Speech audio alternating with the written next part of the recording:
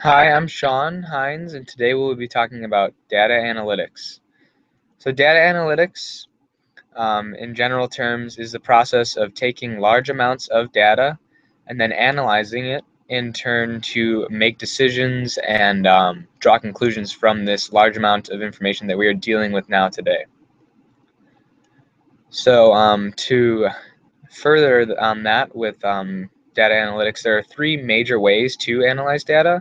There's data analytics, data mining, and also cognitive computing, which we will talk about as we go on. So some key points I'm going to go over today. What is data analytics?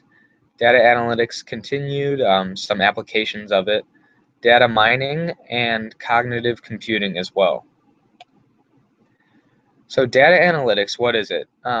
Generally, in its simple terms, it is examining raw data to draw conclusions from the information. So more and more today, we're dealing with very large amounts of information and data.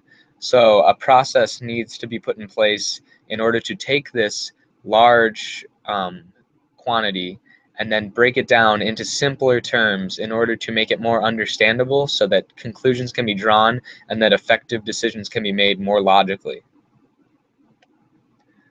So data analytics continued. There are many different applications of data analytics.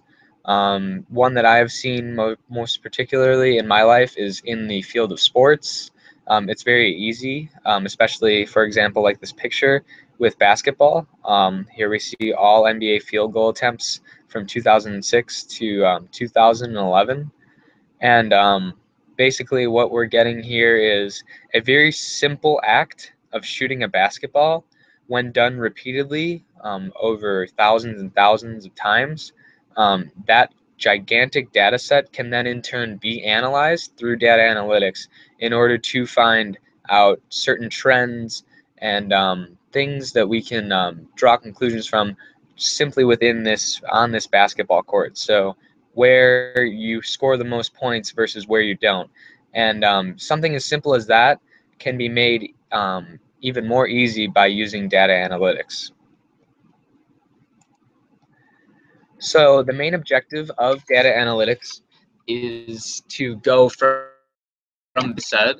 So we take this big data and then we in turn analyze it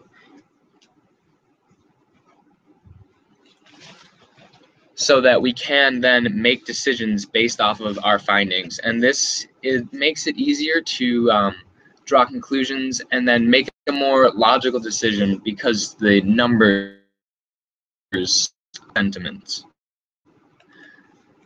So there are three types of analytics. There's exploratory, confirmatory, and qualitative.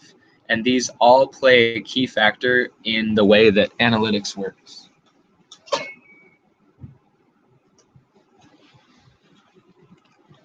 Exploratory analytics is simply discovering new features of data. Confirmatory analytics deals with proving hypotheses right or wrong, true or false, based on this data that we are analyzing. Qualitative deals with drawing conclusions from the data that is being analyzed, and this is particularly used most in the area of social science. So now we're going to talk about data mining. Data mining involves drawing patterns from the data. This can be mainly used with a focus on the consumer, so in the business realm. So this could be something, for example, like a company or an organization going online and looking at the trends from their customers, specifically their purchase trends, certain things that they are more akin to on their websites and certain things that they aren't, so that they can in turn make decisions based on the information that they are receiving. So relationships involved within data mining, there are classes, clusters, associations, and also sequential patterns. So the main steps and processes, there is extracting information, then in turn storing and managing the information, providing to the business professional, professional based on the analyzing the data, and then presenting it as a result in an understandable manner that can then in turn be used to make effective decisions. Cognitive computing, another aspect of data mining and data analytics that we will talk about. What exactly does cognitive computing do? It makes sense of ambiguity and uncertainty, and certain qualities of cognitive computing include adaptive, interactive, and contextual. So cognitive computing going forward, as well as data analytics and data mining, all of these three processes and aspects play a pivotal role in how we as a society go about handling our information and data and what we do in turn with it. So they all play a key factor in providing us the necessary steps to go from the big picture, focused down in a lens, funneled into a small picture, so that we can then make effective and logical decisions based on the information that we have. And this in turn will give us a more effective result in the end. So I went over today, what is data analytics? Data analytics continued with more of a focus on certain applications of it, data mining, as well as cognitive computing. So just to wrap it up, data analytics, it is generally basically going from big to small.